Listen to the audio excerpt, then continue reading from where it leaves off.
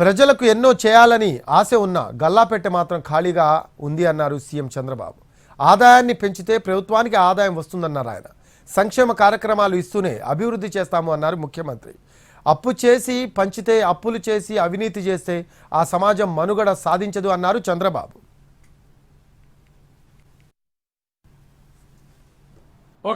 ఒకసారి అయితే అన్ని చేయాలనే ఆశ ఉంది, కానీ గల్లా పెట్టి చూస్తే ఖాళీ అయిపోయింది.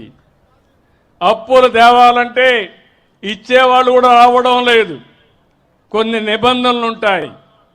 మన పిల్లలకు ఉద్యోగ అవకాశాలు కల్పించాలి. మళ్ళీ ఆదాయాన్ని పెంచితే ప్రభుత్వానికి ఆదాయం పెరుగుతుంది. సంక్షేమ కార్యక్రమాలు ఇస్తాం, మళ్ళీ అభివృద్ధి కార్యక్రమాలు చేస్తాం. అప్పుడే ఇది సాధ్యం అవుతుంది. అప్పులు చేసి పంచితే, అప్పులు చేసి అవినీతి చేస్తే ఆ సమాజం మనుగడ సాధించలేదు. ఒకప్పుడు